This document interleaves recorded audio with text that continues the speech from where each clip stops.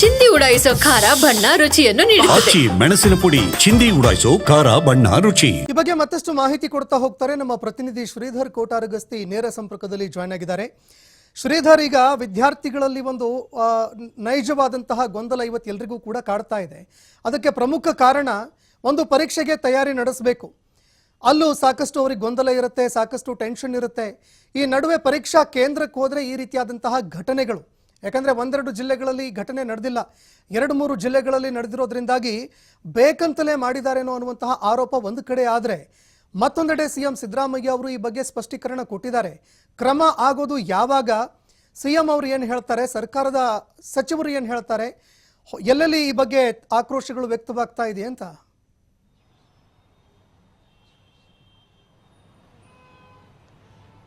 ಸಂತೋಷ, ಬೀದರ್ ಆಗಿರ್ಬೋದು, ಶಿವಮೊಗ್ಗ ಆಗಿರ್ಬೋದು ಮತ್ತು ಧಾರವಾಡ ಆಗಿರ್ಬೋದು, ಈ 3 ಜಿಲ್ಲೆಗಳಲ್ಲಿ ಏನು CET ಪರೀಕ್ಷೆ ಬರೆಯೋದಕ್ಕೆ ಹೋದಂಥ ಸಂದರ್ಭದಲ್ಲಿ ಏನು ಜನಿವಾರವನ್ನು ತೆಗೆಸಿರ್ತಕ್ಕಂಥದ್ದು ಈ ಒಂದು ಪ್ರಕರಣ ಈಗ ರಾಜ್ಯಾದ್ಯಂತ ಈಗ ಏನು ಸಾಕಷ್ಟು ಸದ್ದು ಮಾಡ್ತಾ ಇದೆ. ಈಗಾಗಲೇ ಏನು ಬ್ರಾಹ್ಮಣ ಸಮುದಾಯ ಆಗಿರ್ಬೋದು, ವಿವಿಧ ಏನು ABP ಸೇರಿದಂತೆ ವಿವಿಧ ಸಂಘಟನೆಗಳು ಬೀದಿಗಿಳಿದು ಹೋರಾಟಗಳನ್ನು ಮಾಡ್ತಾ ಇದೆ.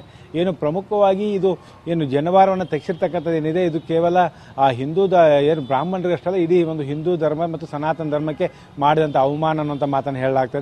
ಕೇವಲ ಜನಿವಾರವನ್ನು ಬ್ರಾಹ್ಮಣರು ಹಾಕೋದಿಲ್ಲ, ಲಿಂಗಾಯತರಲ್ಲೂ ಕೂಡ ಬೇರೆ ಬೇರೆ ಜನರು ಕೂಡ ಬೇರೆ ರೀತಿಯ ಶಿವದಾರ ಅಂತ ಹೇಳಿ ಇದನ್ನು ಬಳಸ್ತಾರೆ. ಹಾಗಾಗಿ ಈ ರೀತಿಯ ಕೃತ್ಯ ಏನಾಗಿದೆ, ಕೃತ್ಯವನ್ನು ಖಂಡಿಸ್ತೇವೆ ಅನ್ನೋಂಥ ಮಾತನ್ನು ಹೇಳಿರ್ತಕ್ಕಂಥದ್ದು. ಇಲ್ಲಿ ಒಂದು ಕಡೆ ಈ ರೀತಿ ಜನಿವಾರ ತೆಗೆಸಿದಂಥವ್ರ ವಿರುದ್ಧ ಕ್ರಮ ಆಗಬೇಕು. ಕ್ರಮ ಅಂದರೆ ಕೇವಲ ಅವರನ್ನು ಅಮಾನತು ಇಂಥ ಕ್ರಮ ಅಲ್ಲ, ಅವ್ರ ವಿರುದ್ಧ ಕ್ರಿಮಿನಲ್ ಪ್ರಕರಣಗಳನ್ನು ದಾಖಲಿಸಿ ಅವರನ್ನು ಬಂಧಿಸುವಂಥ ಕೆಲಸ ಮಾಡಬೇಕು ಅನ್ನೋಂಥ ಬೇಡಿಕೆಗಳನ್ನು ಈ ಒಂದು ಹೋರಾಟಗಾರರು ಮಾಡ್ತಾ ಇದ್ದಾರೆ. ಯಾಕಂದ್ರೆ ಪ್ರಮುಖವಾಗಿ ವಿಜಯಪುರ ಆಗಿರ್ಬೋದು, ಬೆಳಗಾವಿ ಆಗಿರ್ಬೋದು, ಹುಬ್ಬಳ್ಳಿ ಆಗಿರ್ಬೋದು, ಇವತ್ತು ನಾನಾ ಕಡೆ ಇವತ್ತು ಈ ಜನಿವಾರ ವಿಚಾರವಾಗಿ ಬೀದಿಗಳು ಹೋರಾಟವನ್ನು ನಡೆಸಿದ್ರು. ಸರ್ಕಾರಕ್ಕೆ ಒಂದು ಗಮನಕ್ಕೆ ತರುವಂಥ ಪ್ರಯತ್ನ ಮಾಡಿದರು. ಯಾಕಂದರೆ ಈಗ ಒಂದು ಜನಿವಾರ ಅನ್ನೋದೇನಿದೆ, ಇದು ಭಾರತೀಯ ಸಂಪ್ರದಾಯದ ಇದೊಂದು ಸಂಸ್ಕೃತಿ. ಹಾಗಾಗಿ ಸನಾತನ ಧರ್ಮದ ಒಂದು ಸಂಸ್ಕೃತಿಗೆ ಅಪಮಾನ ಮಾಡುವಂಥ ಕೆಲಸವನ್ನ ಆಗಿದೆ. ಇದನ್ನ ಬ್ರೇಕ್ ಹಾಕುವಂಥ ಕೆಲಸವನ್ನು ಸರ್ಕಾರ ಮಾಡಬೇಕು. ಇಂಥ ಘಟನೆಗಳು ಮತ್ತೊಮ್ಮೆ ಮರುಕಳಿಸಬಾರದು ಅನ್ನೋಂಥ ನಿಟ್ಟಿನಲ್ಲಿ ಒಂದು ಮನವಿಯನ್ನು ಮಾಡಿದ್ದಾರೆ. ಒಂದು ವೇಳೆ ಇದು ಇದೇ ರೀತಿ ಮುಂದುವರೆದ್ರೆ ಇದರ ಹಿಂದೆ ಸರ್ಕಾರ ಕುಮ್ಮಕ್ಕು ಕೊಡ್ತಾ ಇದೆ ಅನ್ನೋಂಥ ಒಂದು ಆರೋಪವನ್ನು ಕೂಡ ಮಾಡ್ತಾ ಇದ್ದಾರೆ. ಇನ್ನು ಜೊತೆಗೆ ಇಲ್ಲಿವರೆಗೆ ಒಂದು ಬ್ರಾಹ್ಮಣ ಸಮುದಾಯದಿಂದ ಬೇರೆ ಬೇರೆ ಸಂಘಟನೆಗಳು ಹೋರಾಟ ಮಾಡ್ತಾ ಇದ್ರೆ, ಇದಕ್ಕೆ BJP ಕೂಡ ಈಗ ಬೆಂಬಲ ಕೊಟ್ಟಿರ್ತಕ್ಕಂಥದ್ದು. BJP ಶಾಸಕರು ಕೂಡ ಇದಕ್ಕೆ ಬೆಂಬಲಿಸಿ ಬೀದಿಗಳು ಹೋರಾಟವನ್ನು ಮಾಡುವಂಥ ಕೆಲಸ ಮಾಡಿದ್ದಾರೆ.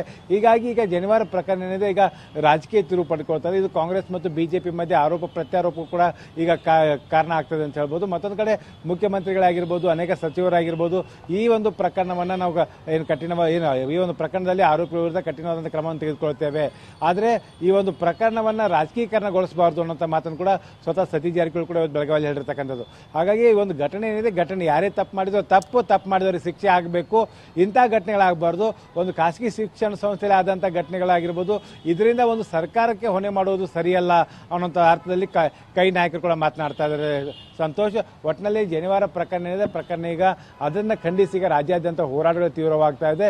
ಇಂಥ ಪ್ರಕರಣಗಳು ಮತ್ತೊಮ್ಮೆ ಮರುಕಳಿಸದಂತೆ ಒಂದು ಎಚ್ಚರಿಕೆಯನ್ನು ಸರ್ಕಾರಕ್ಕೆ ಆ ಒಂದು ಸಮುದಾಯ ಈಗ ರವಾನಿಸಿರ್ತಕ್ಕಂಥದ್ದು. ಸಂತೋಷ್, ಧನ್ಯವಾದಗಳು ಶ್ರೀಧರ್ ನಿಮ್ಮೆಲ್ಲ ಮಾಹಿತಿಗೆ.